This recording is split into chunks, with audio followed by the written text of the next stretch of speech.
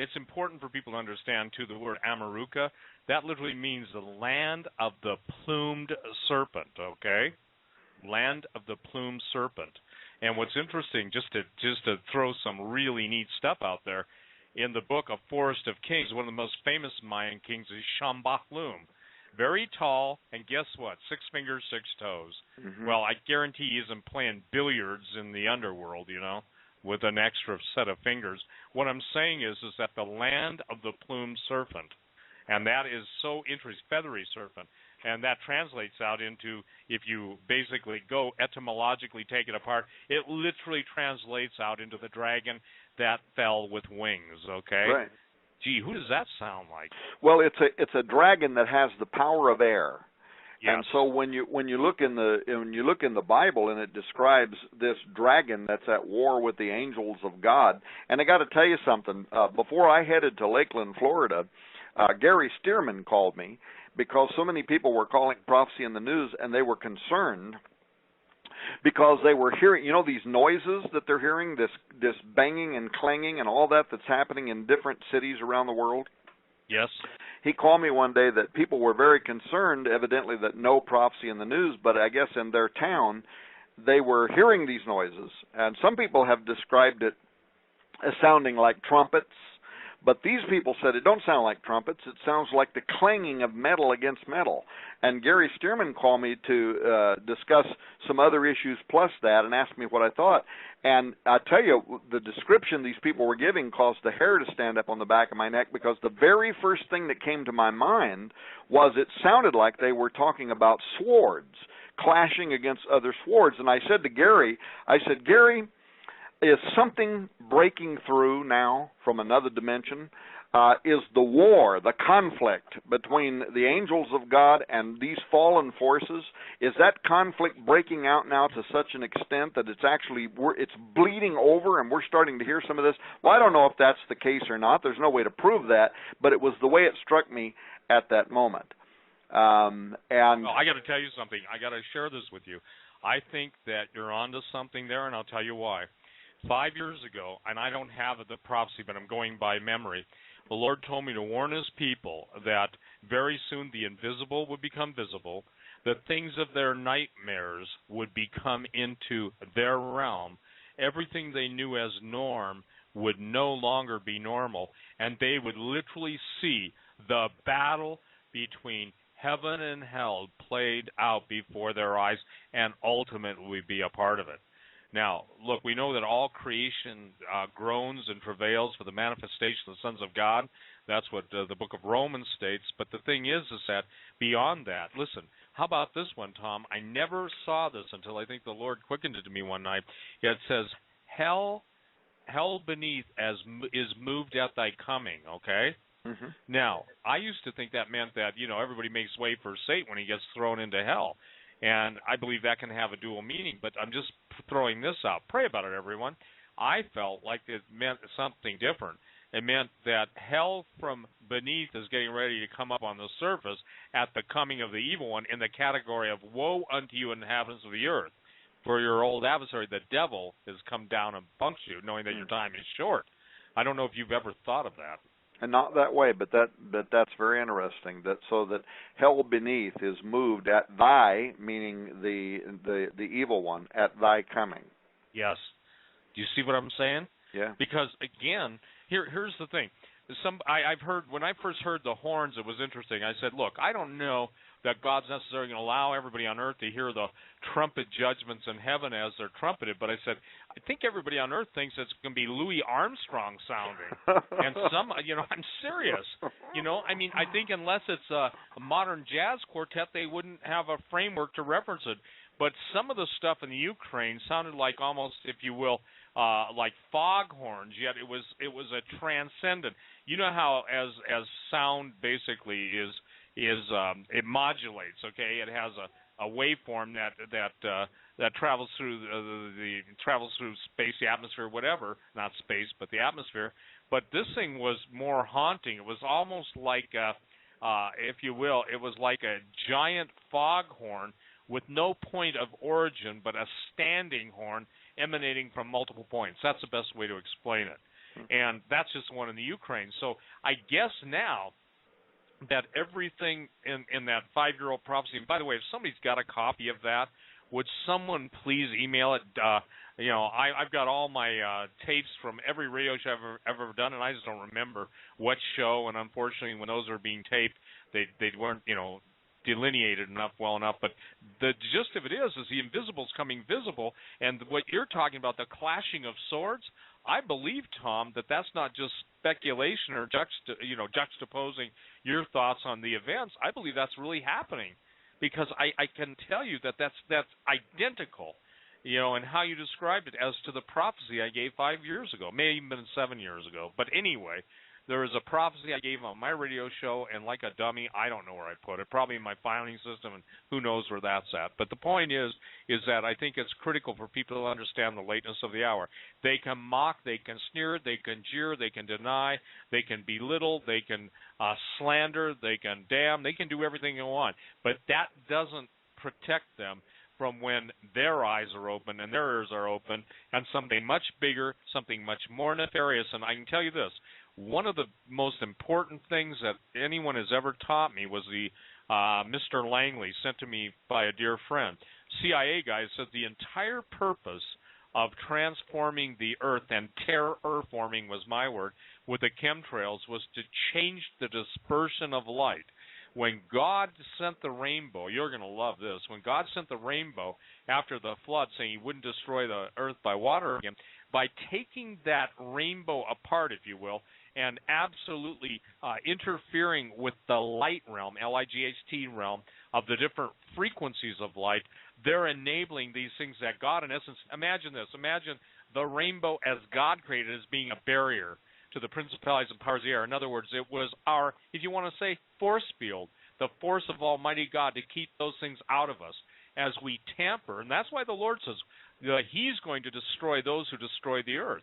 But this man was one of the highest-ranking CIA guys, and on his deathbed, he basically had a conversation with a man I know, and that's what was given to him, the most amazing understanding of why HAARP exists and all this stuff. The Mayans, the Aztecs, the Incas, the Egyptians, by the way, mummified their dead because they knew there would be a time when they'd be brought back to life. Not just, quote, in the Book of the Dead. They knew they were coming back. And so it's something that's important for people to understand. So what you're saying about the Mayans of 2012 seems to be the revolving door for hell on earth. That's the best way I can describe it. Yeah, and the other thing is, people who may, think that the prophecy that you gave, the conversation around what are these strange noises on the earth, whether or not those particular noises are related to supernatural conflict exists, period. Or if you don't believe that, then you deny the Bible. That angels, there are good angels and bad angels, and there is supernatural warfare that is involved right now in the world around us. But we know that in addition to the facts of basic spiritual warfare, that there is coming a time where there is going to be war in the heavens. In other words, the conflict is going to be increased to a new level. And that was the point that when Gary, I can't even repeat exactly the words he was telling me, these people in this community and what they were hearing, and everybody was saying it sounded like trumpets, and what they were saying to him is it doesn't sound like trumpets at all. It sounds like the clanging of metal against metal. And the minute Gary said that, man, I could see angelic warfare. And the fact that it is so intense now that it is starting to bleed over from in their dimension into ours, because there still is no explanation about what these noises are. Now, it could be the government's doing experiments, it could be HAARP, it could be something else. I certainly have no insight on what's going on. All I can tell you is what my first initial and immediate gut reaction was to the way it was described to me that day, and it literally caused the hair to stand up on the back of my neck, and the first thing out of my mouth was, Gary, is something starting to bleed over from the angelic realm? And it caused Gary to pause, too, and then we had a conversation around that. Well, what does this got to do with what we're talking about tonight, Petrus Romanus, E.T., extraterrestrials, the Maya, Aztec knowledge, David Flynn. What it has to do with is that these Maya prophesied that their gods were going to return, and they set that year in the year 2012. And ladies and gentlemen, we're here. This is 2012. And these multiple prophecies, some of them are thousands of years old.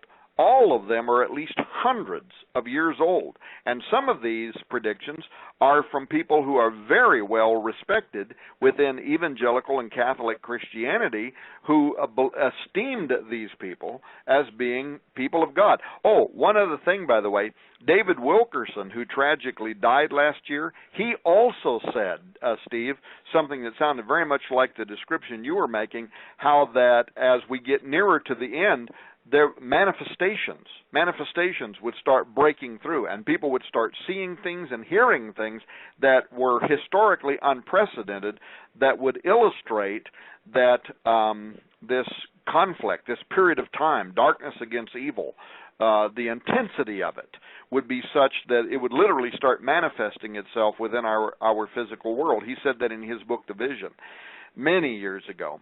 At least I think it was in his book, The Vision. If it wasn't that, it was another prophecy, and probably now that I've said that, somebody's going to make me have to find it, which I'll do. But these cultures, they believe. So if you're talking about Viracocha of the Inca, Kulkulkan and Bolanyactecu of the Maya, Quetzalcoatl of the Aztec, they believed that these gods would return at the end of their calendar date, the year 2012. But what Flynn did was, first of all, he recognized, oh, it's almost 11. Are we quitting at 11? No, we're going on. You don't know that. Now, from now on, time will be no more. Steve and Tom, let me make an announcement to those that are listening on Blog Talk. You want to switch over to OmegaManRadio.com. That's the live, uncensored stream. Blog Talk will go off at the 3-hour mark for the stream, although you can still listen to it at OmegaManRadio.com, so no worries. Keep going. And we also may have some questions from listeners. I get all of that. So I'll try to do this real quickly. But part of the legitimate interest that David Flynn had concerned not just the year 2012, the prophecy of the return of these various entities and all that, but how all of this stemmed from the obvious fact that, first of all, the Maya, they were either unquestionably gifted mathematicians and astronomers or something else, because they measured or had knowledge of the length of the solar year, for instance, way more accurate than did the Europeans in the Gregorian calendar. They precisely oriented their sacred buildings and cities with stars and star clusters, particularly, interestingly enough, Pleiades and the Orion Nebula, which is associated throughout the ancient Middle East with Osiris, Apollo, and Nimrod. The pre-Columbian book, the Codex Dresdensis, what's also just known as the Dresden Codex by the Yucatec Maya, it's famous for the first known related illustrations of very advanced calculations, astronomical phenomena. So the question then is, how were the pre-telescopic Maya, who didn't even have the wheel, how were they so uniquely aware of such important knowledge? And that's what's unclear. So that was what implied to a guy like David Flynn that there is a mystery here that needs to be solved. And what David discovered through a tremendous amount of research was that the Maya, the Aztecs, the Mesoamericans, they themselves, as well as did many other archaic cultures, they credited that knowledge as having been brought to them by ancient gods that came to the earth. And throughout Mesoamerica, it appears that they came through some kind of stargate, at least in their mythos. They have these big gated constructs that are built in Tiahuanaca, various other places, that they ascribed as a portal through which the god had a mysterious kind of key, and those gods would come. Now, that sounds like a fairy tale, right? But it's the only explanation we have from their history about where this unprecedented knowledge that they had that was far in advance of much of the rest of the world, where that knowledge came from. So what happened was, in 2008, David Flynn started making discoveries. And if you look at RaidersNewsUpdate.com/giants.htm, you'll see that much of the information, the size and the scope of it, simply surpasses comprehension. I don't know how many times I've read that article. David actually contacted me. He said, I'm using Google Earth and some other above Earth orbiting satellites. And once again, he said, I think I found something nobody's ever saw before. He wrote a bunch of the information, sent it to me. I edited it. I kind of cleaned up the language, if you will. So he and I kind of, sort of, wrote the article together, but none of the revelation was mine. It all came from David. Every bit of it was his. And what he found was mammoth traces of intelligence, carved in stone, literally covers hundreds of square miles. And I wrote at the intro of the article that, in my opinion, it was possibly the strongest evidence that was ever detected of prehistoric engineering by those ancient entities that were known and feared throughout the ancient world as gods. But I was talking about, of course, the giant offspring of the Watchers. Because what David did was, in similar fashion to how modern archaeologists, have recently found ruins of hidden Mayan temples in the Guatemalan jungle using these satellites, well, David, he used Earth orbiting satellites, and he imaged this vast network of patterns that surround Lake Titicaca in Bolivia, South America. They extend over 100 miles south into the Bolivian desert. But what's strange about them is that there are patterns that display geometric repetition, interlocking rectangular cells, mounds, perfectly straight lines that are cut deep through the rock into the earth, and it goes across everything. I mean, the topographical features, high plateaus that surround the lake, through floodplains, through hills, through cliffs, through mountains, these deep, straight, perfect lines that lay out these patterns upon the earth. There is no technology on earth that could explain how in the world these patterns were created. And I am still to this day astonished. I think, frankly, Steve, I think the only reason why National Geographic or somebody else hasn't picked that article up and wrote something about it is, first of all, they don't want to deal with the ramifications, and secondly, they have no clue how to explain what we're looking at. So Tom, hold that thought, because we're going to get aced out with the changeover. Bruce, do you want to go ahead and announce it one more? And yes, we'll sir. Stay until we come back. We need those out there that are on Blog Talk to now switch over to OmegaManRadio.com if you weren't listening there already, and you'll be able to hear this final segment tonight. We're still live on tape, and this will be available up in the archives later, the full 4 hours, for those that were on BTR and didn't make the switch. We're now live on the 4th hour. Continue on, guys. Go ahead, Tom. Well, I'll try to do it quickly, but the whole point is this. 12 miles south of Lake Titicaca, located within the center of an array of geoglyphs, there are megalithic ruins. There at Tiahuanaco. Many people are aware of these, by the way, and other New Agers have written about it. It's actually known as the American Stonehenge, the Baalbek of the New World. That's one of the titles that's given to it. And if you know anything about Baalbek, you've got these enormous stones protruding up out of the earth. You've got the what do they call it, the stairway of the giants there, where you've got a stairway going up into what at one time, prehistorically, was a giant temple. And in order to make those steps fit your natural stride, you would have had to have been just enormous, something like 18, 20 feet tall, whatever, for those steps to relate, to a normal stride walking up. And by the way, Tom, the guy that has actually Dr. Muldeshef is one of the, Ernest Muldeshef is one of the most famous eye surgeons in the world, the only man to ever, I bet, transplant a complete an eyeball, even into the optic nerve. I mean, that's pretty good. He took one of Russia's most famous physiologists, okay? Actually, I think it was a professor at one of the universities, and he took him to Baalbek. And they actually have the footprints in that thing, and when I tell you the footprint, they have footprints that are in limestone that are huge. When I say huge, I'm not talking 36, I'm not even talking 48 inches, I'm talking somewhere close to 5 and 6 feet. Baalbek also has the largest single quarried stone in the history of the world, and it's called Stone of the Pregnant Woman. Saying all that, the point is Baalbek is supposedly, underneath Baalbek, is the largest hive, and I don't know, I can't prove this, but I was told this by guys that fight these things, literally, is the largest hive, or if you will, repository of giants in stasis, S-T-A-S-I-S, and it's interesting if people understand where Baalbek is, and again, in the Hebrew, they used to refer to a lot of those areas as the Valley of the Rephaim. And, you know, I argue with a lot of my critics and people who came after me.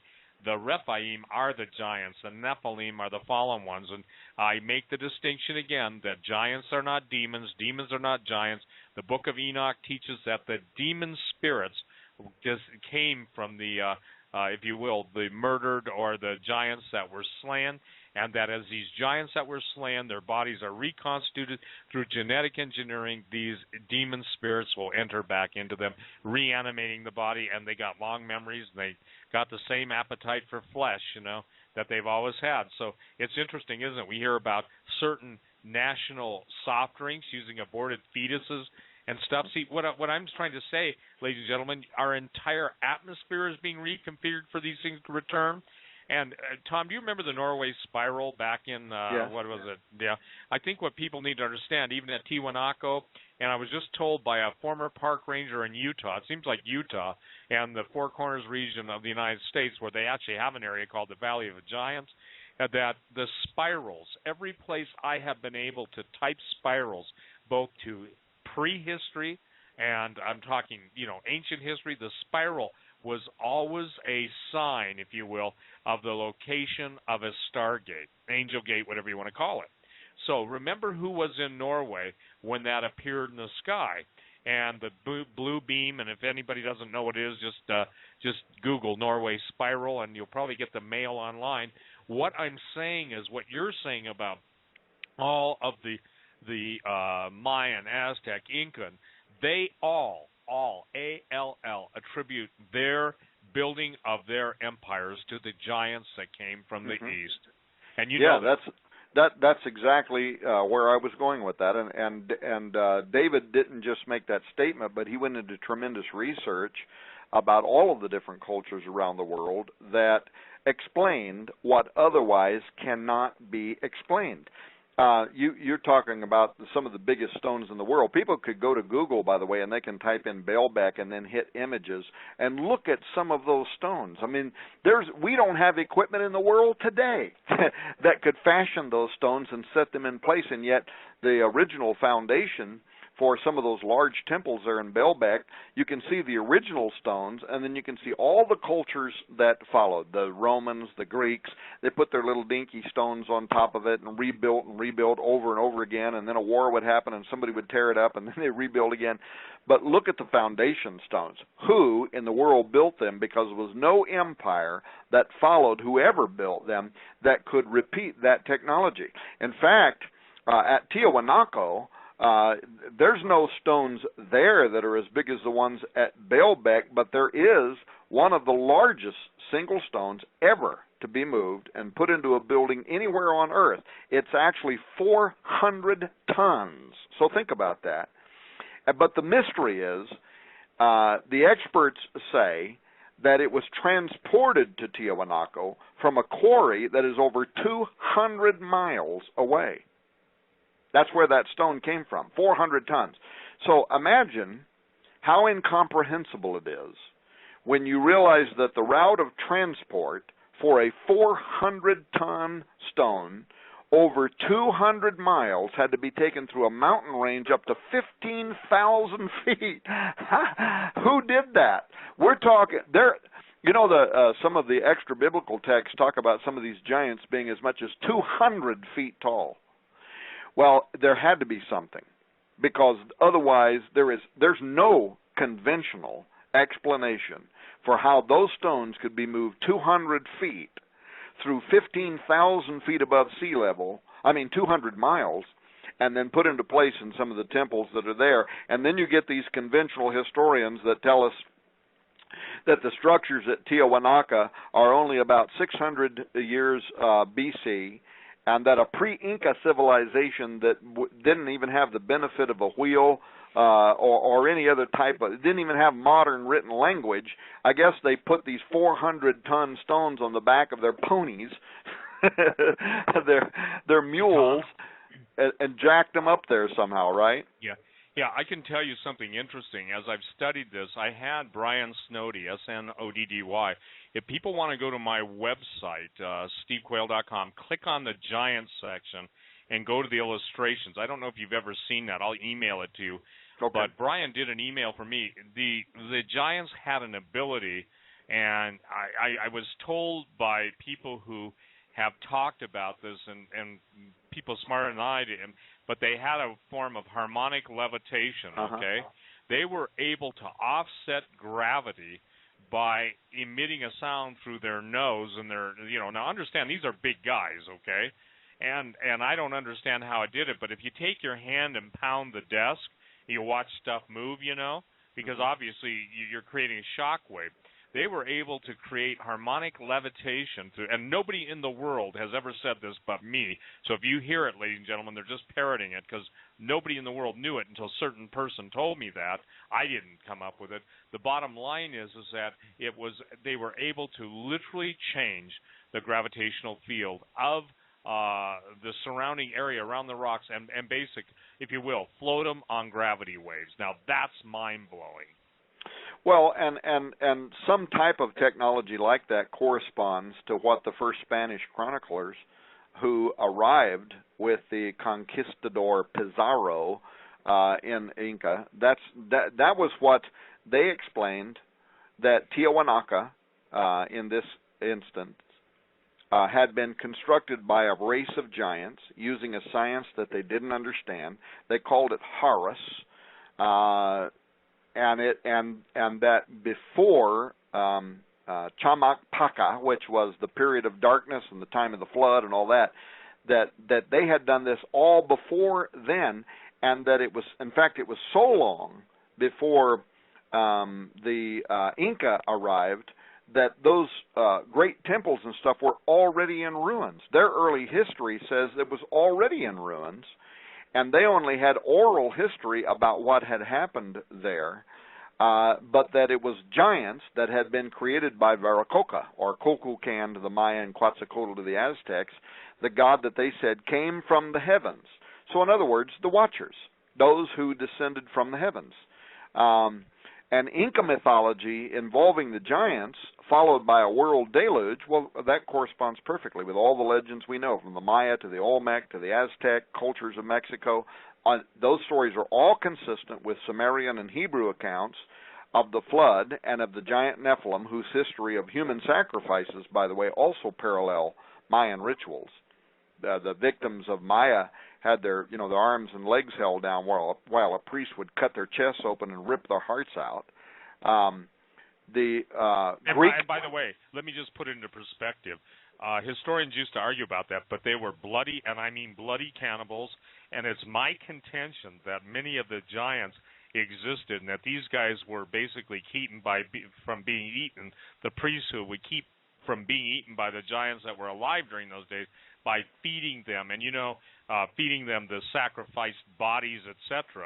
On the heart. They probably ate the heart. But I think what's important for people to understand is Pizarro. What was the name of his chronicler, the Catholic priest? Oh, yeah, I want to say Jimenez or something. I don't know.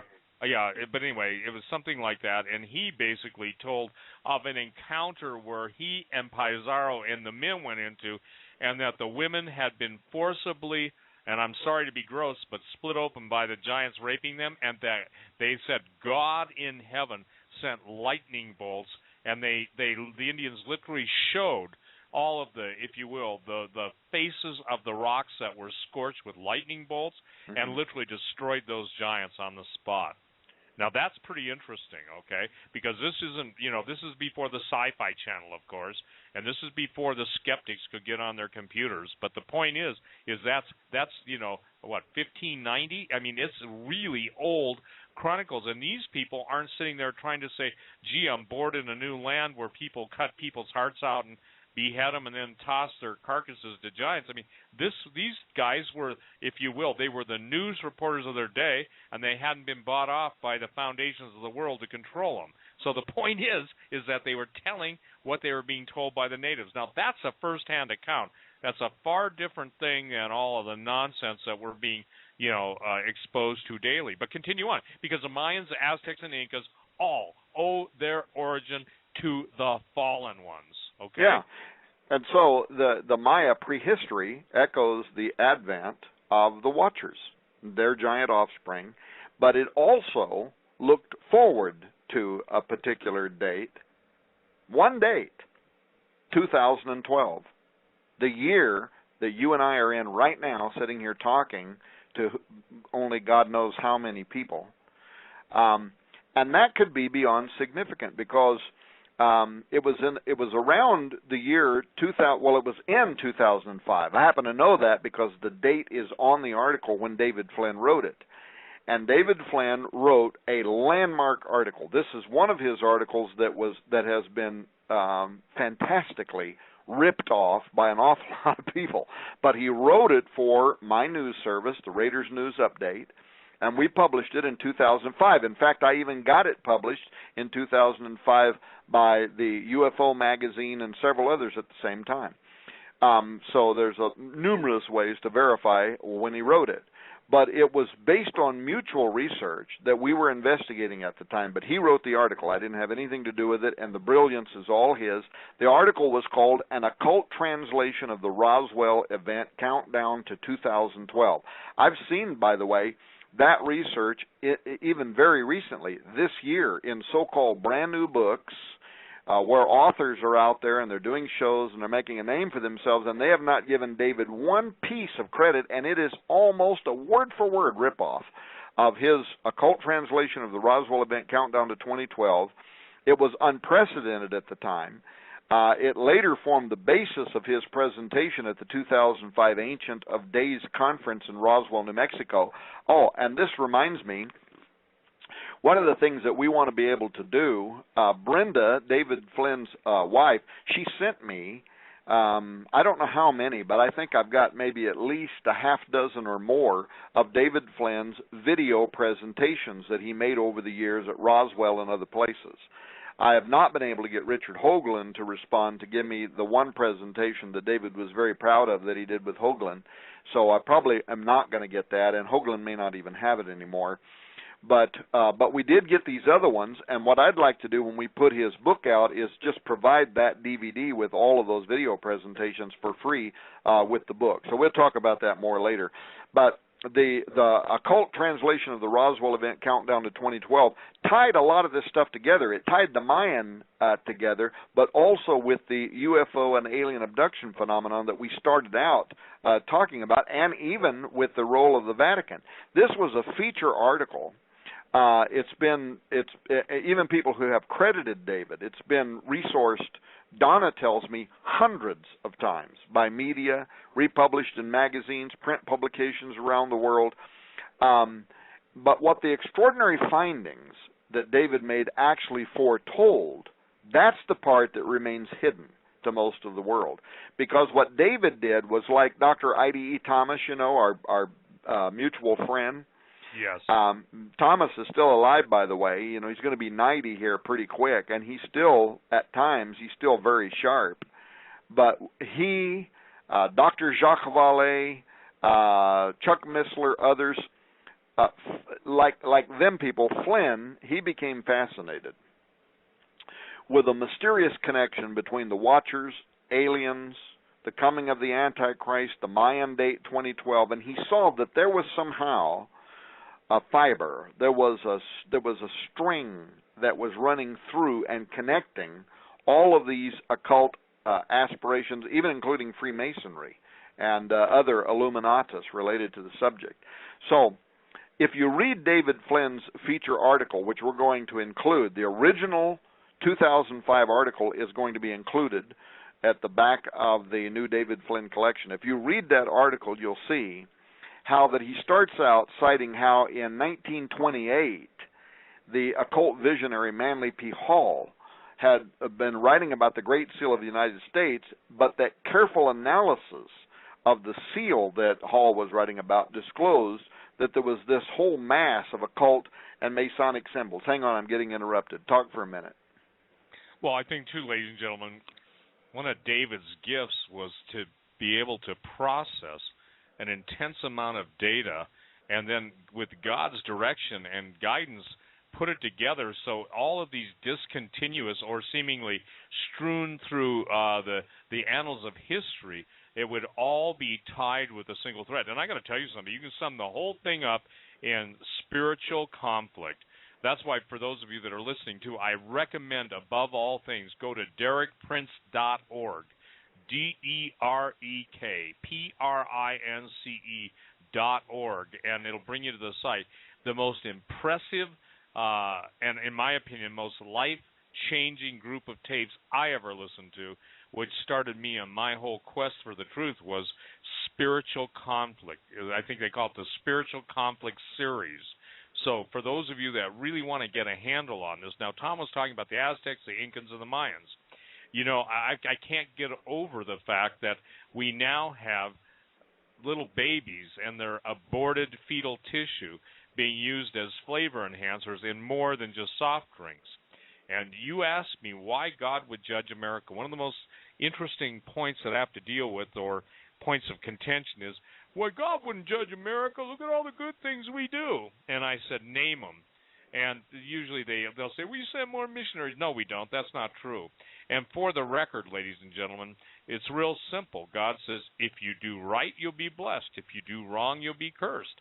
And I've said this 1,000 times over the years I've been on talk radio, that God judges nations, and he judges them in time. He judges individuals as far as their eternal, where they're going in eternity.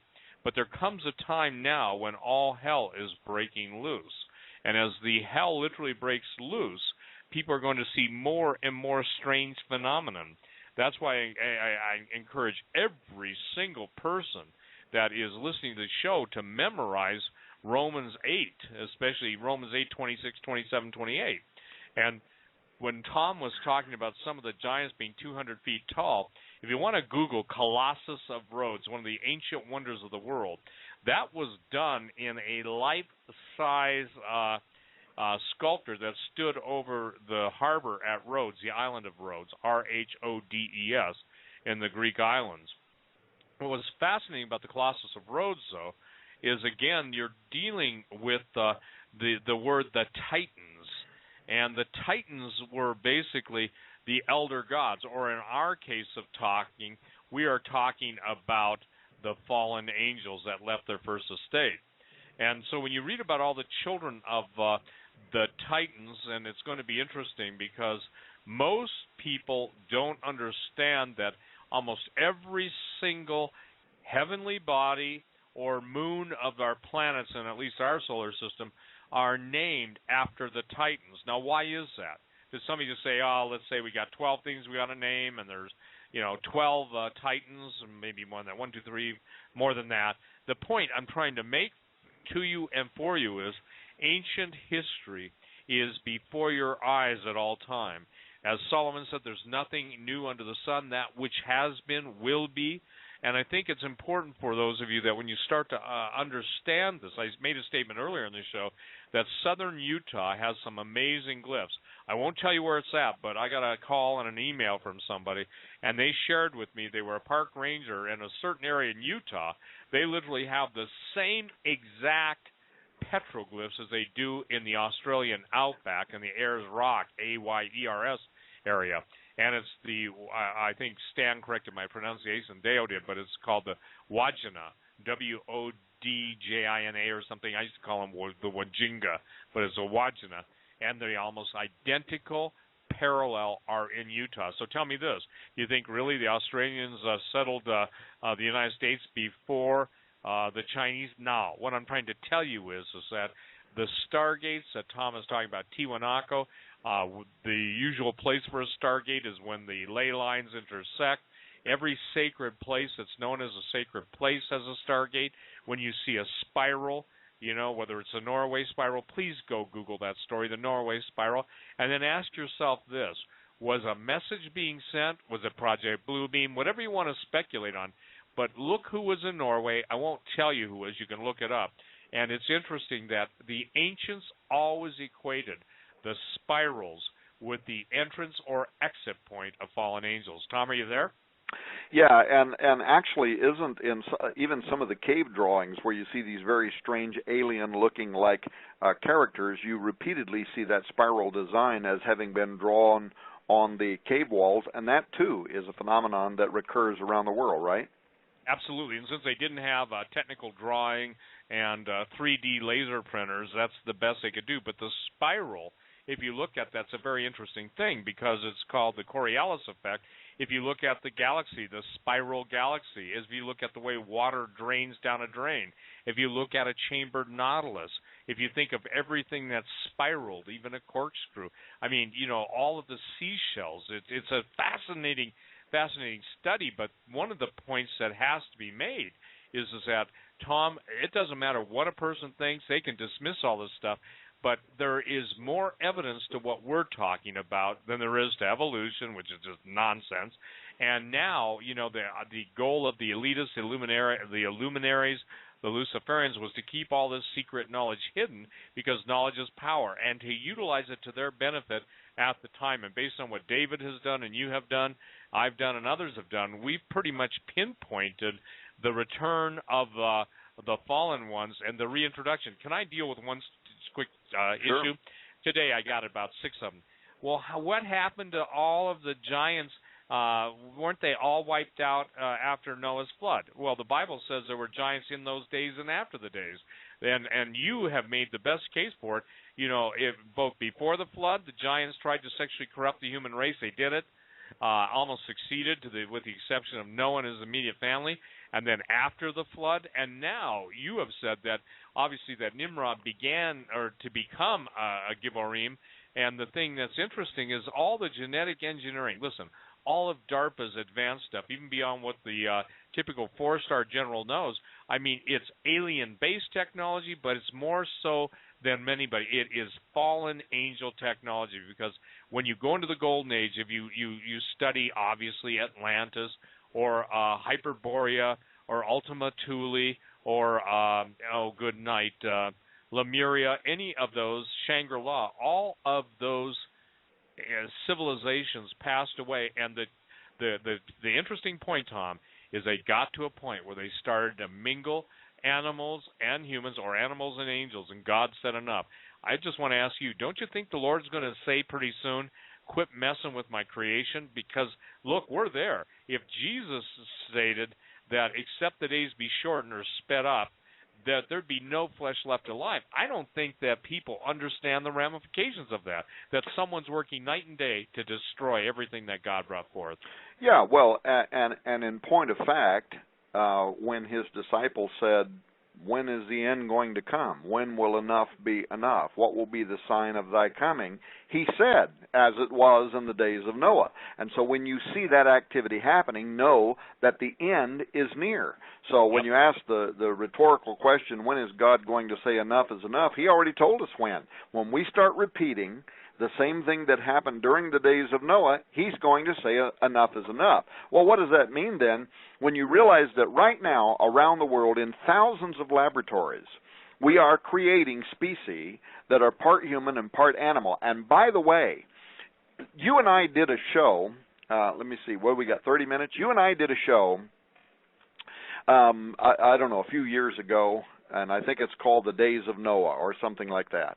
And in that show, we talked about how in 2008 or 2009, Reuters had interviewed those scientists out of Britain that were doing human-animal chimera research for the pharmaceutical industry, but how that they had gone to the government of Britain, and they wanted to know if they could have taxpayer revenue to further their research. And there was this big hoopla in Britain among the pro-life community that didn't like the idea that a part animal, part human would be created that then would be experimented on as an embryo and then would be destroyed.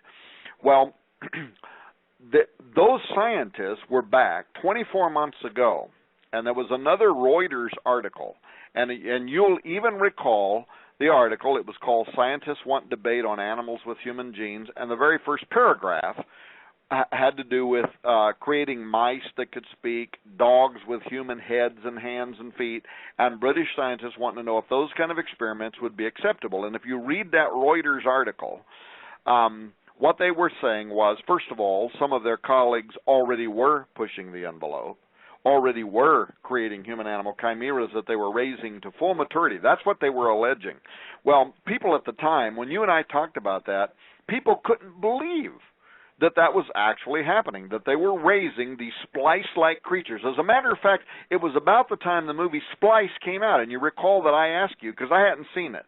Yeah, and I said it was the most repulsive thing. I went into detail how, obviously the husband or the scientist has sex with the offspring that they create out of this mass of goo, and at the very end, the baby that they produce, the scientist,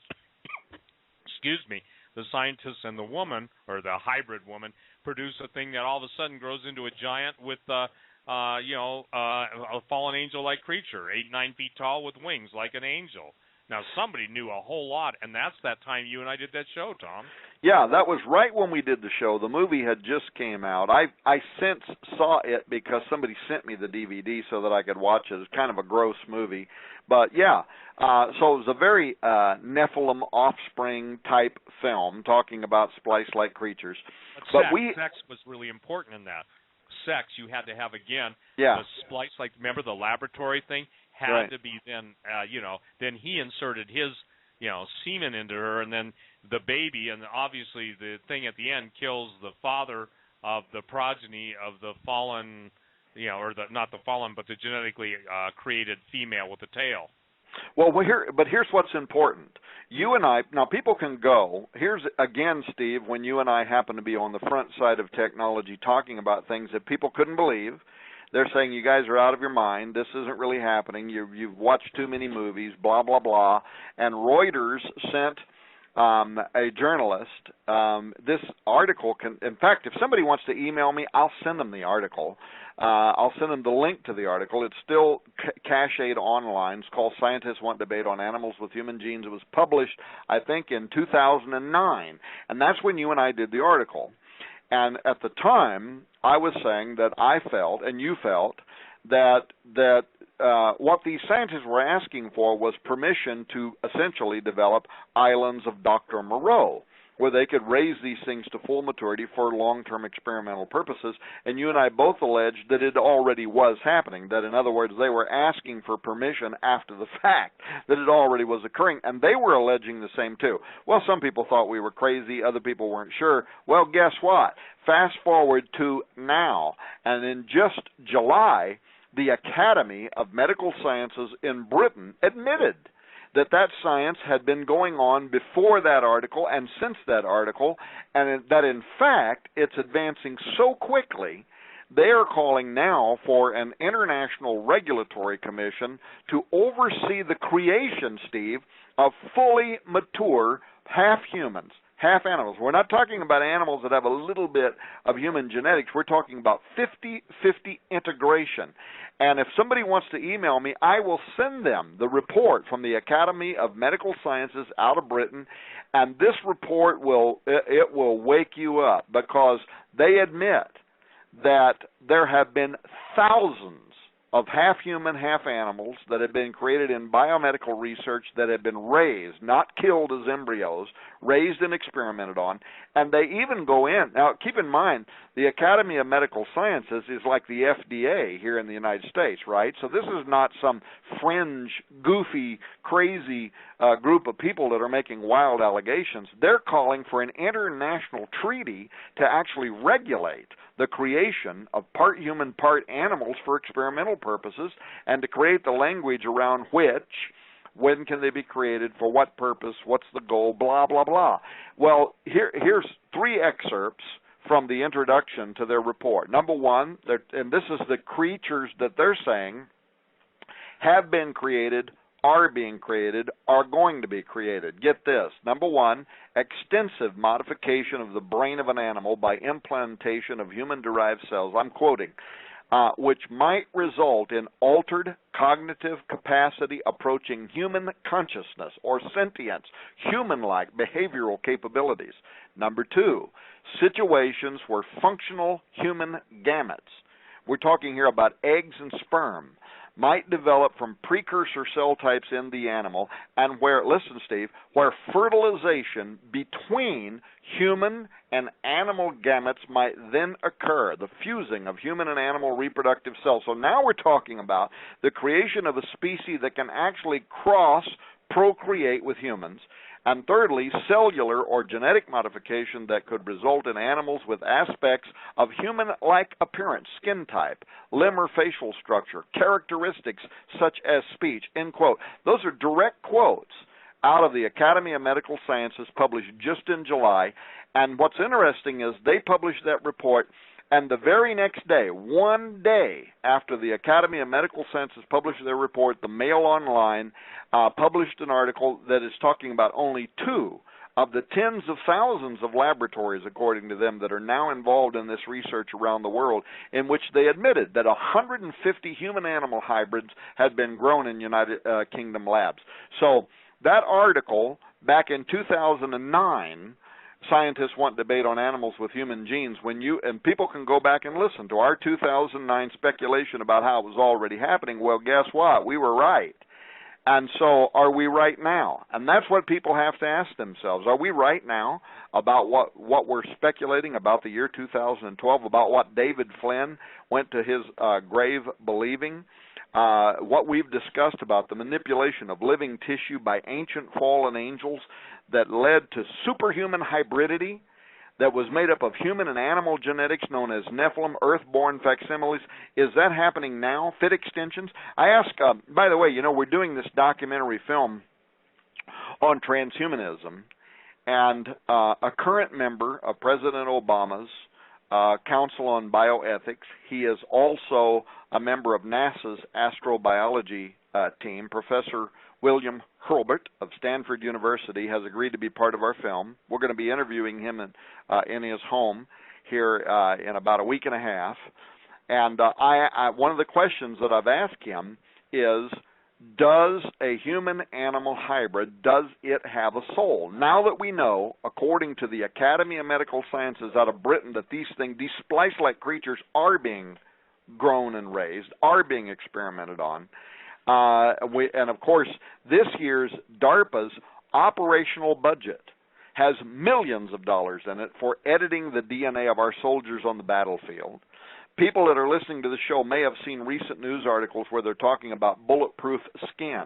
What they don't know is that is taken directly from the transgenic goat creatures that were created that have spider genetics in them that were originally, it was one of DARPA's first successes in transgenic creation, and now they're special farms that raise these goats that have spider genetics so they can harvest spider silk out of their milk. And that spider silk it's one of the strongest materials on earth. They can make these very, very almost razor thin materials that are bulletproof.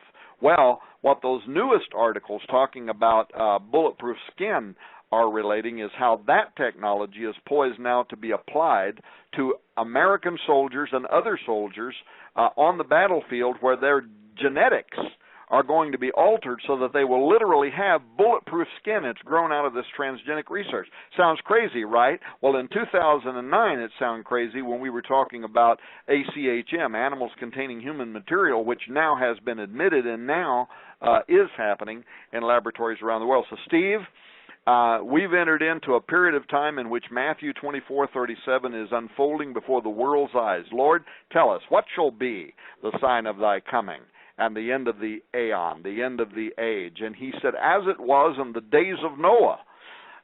And we're doing it right now. We're doing it in laboratories around the world.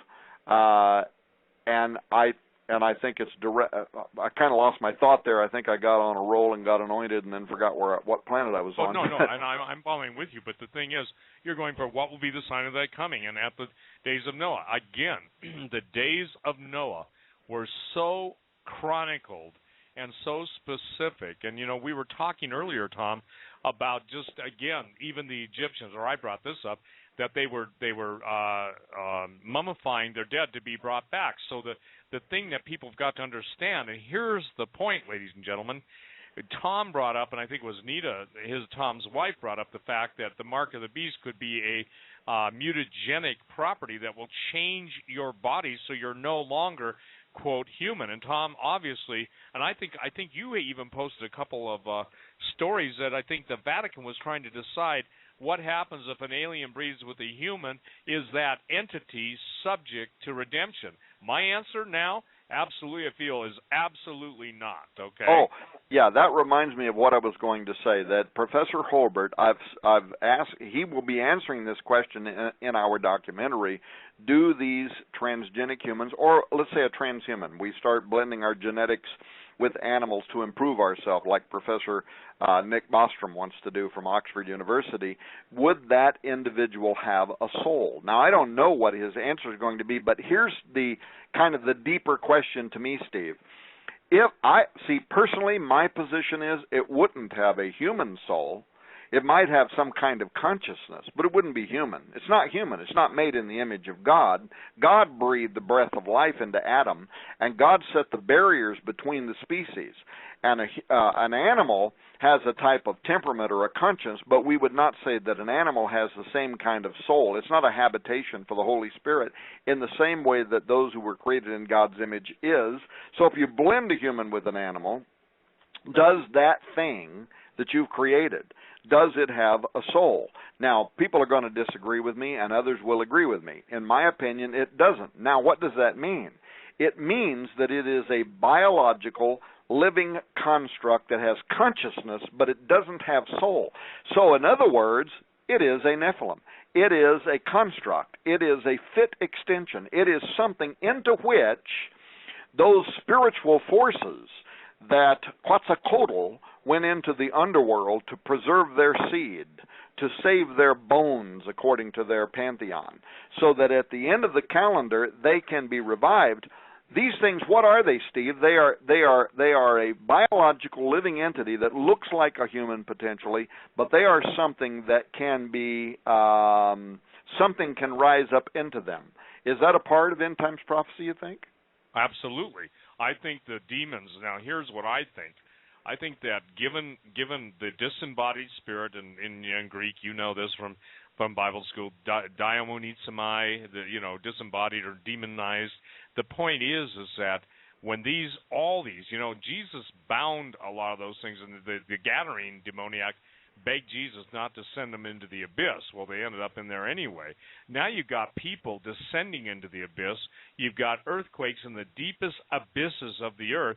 And so, pun intended, we're in for the most abysmal future that anyone can imagine. And by the way, that word, the word abysmal usually means dire. Isn't it fascinating, Tom, that a lot of the world's, I think there are 11 deep trenches, 11, not 13, not 10, and that those are the areas, the abyss, which literally means a great expanse, a deep pit covered by a great expanse of water. Imagine all the dead things in Isaiah. That literally means Rephaim. The dead things are going to be reanimated. They're coming back, and that's the army that Satan believes that he's going to defeat God with. All the demons and all the giants and all the superheroes of mythology. And I think that what people have got to understand is no matter what he does. Now, here's the good news. Jesus said, behold, I give you power to tread on serpents and scorpions and over all the power of the enemy, and nothing shall by any means hurt you.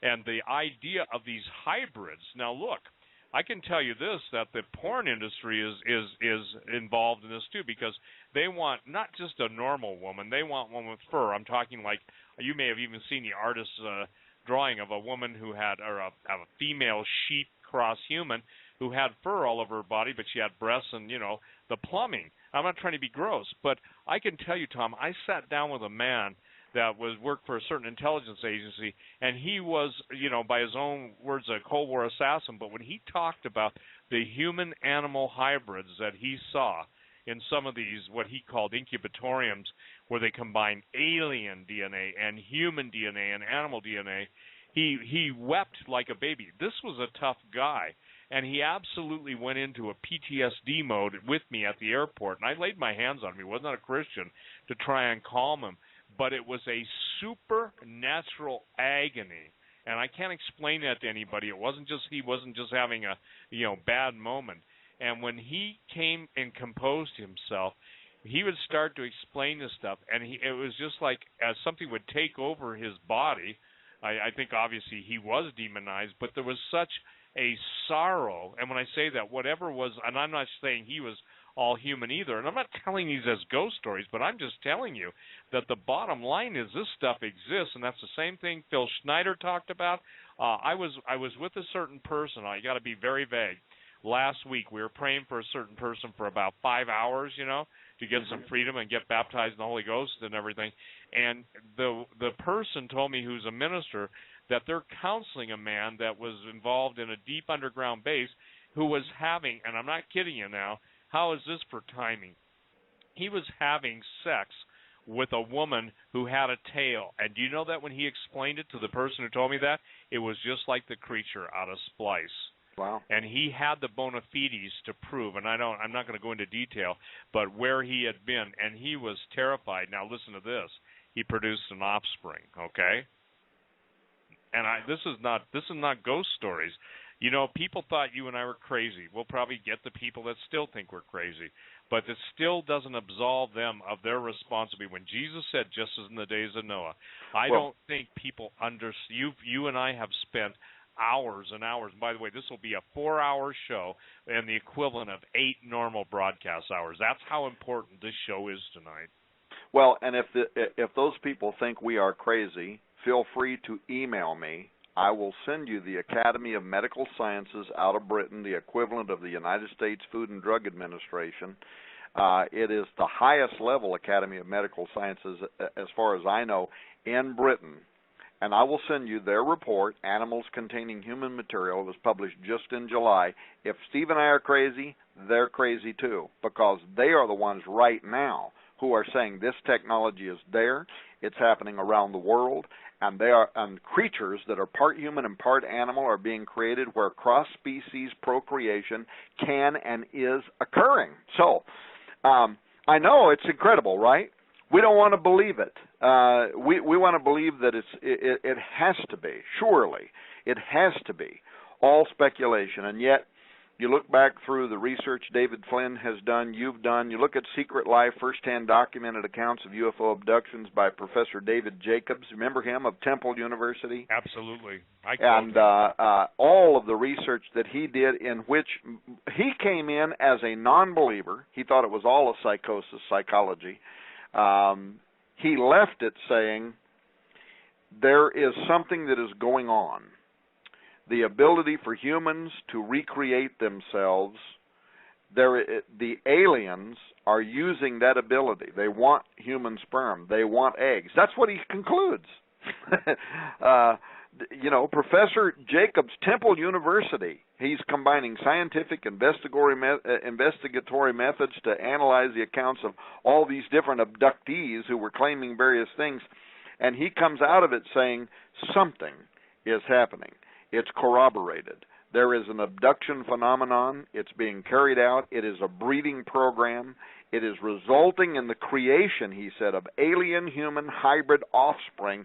And his own impression, in fact, was that actually it was John Mack who he was quoted. It was his impression that we were seeing the awkward joining of two species. Well, now, is that what's happening also at the Vatican? By the way, as you were talking, I'm thumbing through some of David Flynn's research off of the Watcher website. Check out what he says here on the Watcher website. Quote, the Book of Enoch explains that the sons of God descended first onto the mountain called Hermon. The rebel angels intended to thwart God's plan for the earth by destroying the descendants of Adam. Satan's goal in organizing the Nephilim human hybridization program was to pollute the bloodline that would produce Jesus Christ, the Messiah, the kinsman redeemer. But now that it is so close to the end time, Satan has orchestrated human rebel angel interaction on a grand scale. The plan is now to prevent any flesh from being saved by manipulating human genetics, whether through the guise of alien abduction or by supplying willing mortal accomplices with the proper technology. There is currently being created humanoid hybrids who are not quite human. The second wave of hybrid Nephilim creation is Satan's last effort to destroy all of the sons of Adam so that none can be redeemed when Jesus Christ returns at the end of the age, end quote. So here, again, are we talking about a guy that was so far ahead of his time? No wonder the Lord took him up into heaven. He wanted to visit with him about some of this stuff. And I believe that with all my heart. And, you know, I know it's tough, and boy, my heart. And you know what's interesting? I think of him, but I don't think of him as gone. I think of him just as there, you know? Mm-hmm. Well, anyway. Well, I don't know where that music is coming from.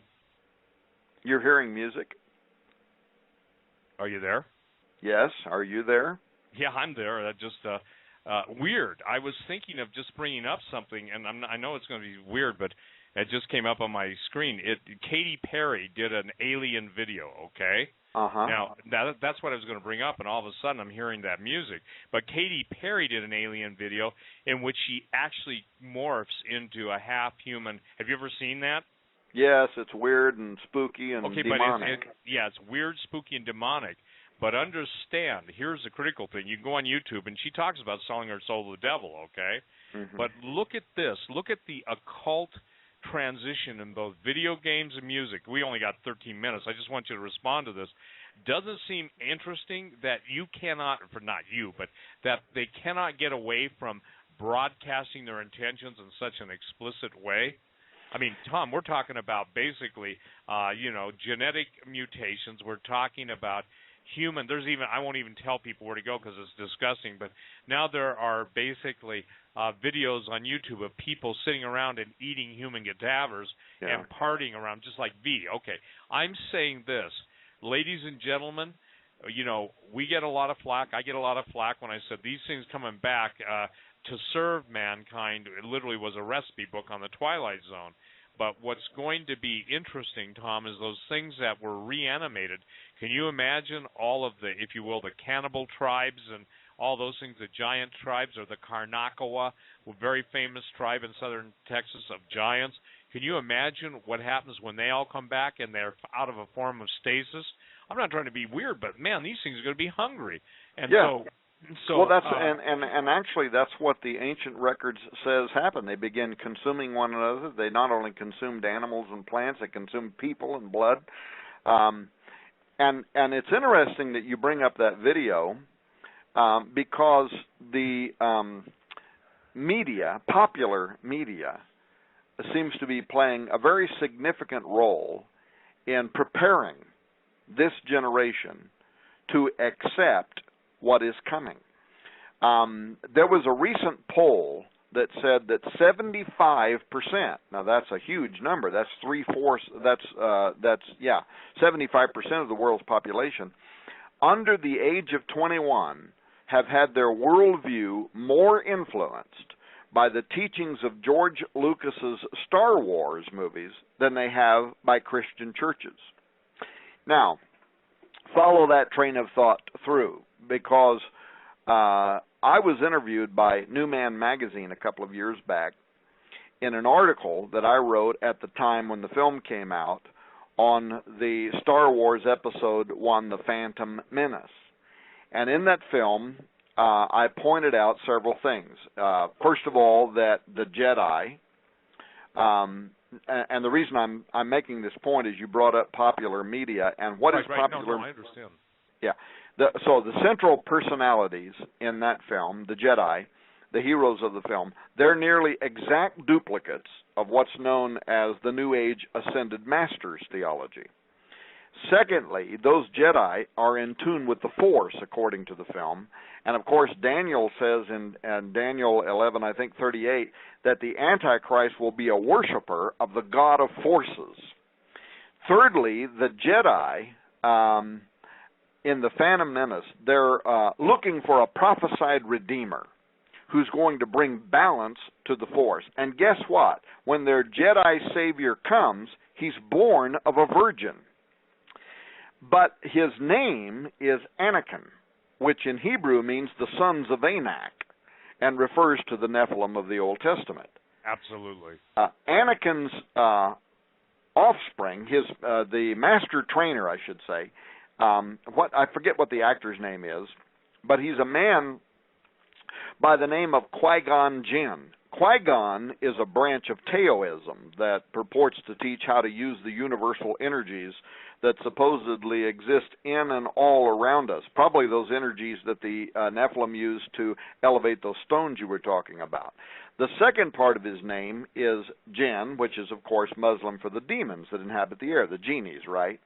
Yep. Now, this Qui-Gon Jinn in the film, he believes that Anakin is the prophesied redeemer of mankind, and he proclaims that belief in a way that's almost identical to what John the Baptist did of Jesus. But then just a little bit later in that film, there is a scene where Anakin stands before the Jedi Council, just like Jesus did before the temple priests, and we hear words in the film that are almost an exact quotation from Matthew 11, which says, "Are you the one that is to come, or shall we look for another?" Anyway, those comparisons in that they're shocking, but they lead to a more powerful point that's made in the film, that just as Jesus redeemed us through his blood, midichlorians in Anakin's blood are unlike anything seen in a human before, and so they mark him as special. They mark him as the Redeemer in the film. But what's disturbing in the film's message is this, that unlike Jesus, who never turned to the dark side when he was tempted, Anakin, according to the trilogy of films, he gives into the powers of darkness for most of his life. And only at the end, he tries to repent. And the message to these under 21-year-olds, 75% of whom have been more influenced, according to this Harris poll, by the Star Wars movies than they have by churches. The message is that the true Savior is ultimately going to be revealed as Anakin Skywalker. Anakin, the offspring of the Anak, the son of Anak, Darth Vader, Lucifer, the one that the world always has perceived as being evil, but who ultimately is going to become man's Savior in the end. This could be a gigantic setup for the coming not only of extraterrestrials, but the acceptance of an Antichrist. Now, you and me, Steve, we look at that and we think, oh, so what, who cares? What, according to these recent polls, 75% of this generation do care. They've been more influenced by those films than guys like me and you and preachers of the gospel. So, what does that portend? I realize we're out of time. We have to quit, but the point is, it is a setup. The media is complicit. They are, or they are blindly and unknowingly being led by satanic forces, the same spiritual forces that are behind thousands of years of occultic societies, from the Maya to the Aztec to Malachi O'Morger, to Jewish priests who rejected Jesus Christ as Messiah and therefore gave themselves over to deceptive spirits in the Zohar. All of these sources that have been looking forward to an event horizon, the year 2012, in which the false prophet, the Antichrist, and the heavens are going to be filled with the return of a dragon spirit that has the power of air, and I can't even say his name now, but Bakteku, the spirit of the underworld of the Maya, arising, bringing with it these, the seed that's going to fulfill the Kume Sibyl's prophecy on the Great Seal of the United States. I'll tell you what, I'd like a mathematician listening to this show to just take a fragment of what we've talked about tonight and tell me what are the mathematical probabilities that all of these societies over thousands of years, most of whom we have no evidence that in ancient times they didn't have the internet, they didn't have no method for communicating with one another. They were separated by time and distance, hundreds of years, in some cases thousands of years, and by sea mileage. No records that they met one another and shared their stories. What is the mathematical probability that all these societies, that this confluence, this concatenation of events is unfolding, and now Petrus Romanus, the final prophecy on a 900-year-old Catholic prophecy telling us that the false prophet is going to arise in the year 2012 and help give rise to the Antichrist, who the Jews in the Zohar say would arrive in September of 2012. Note that that's just before the election here in the United States.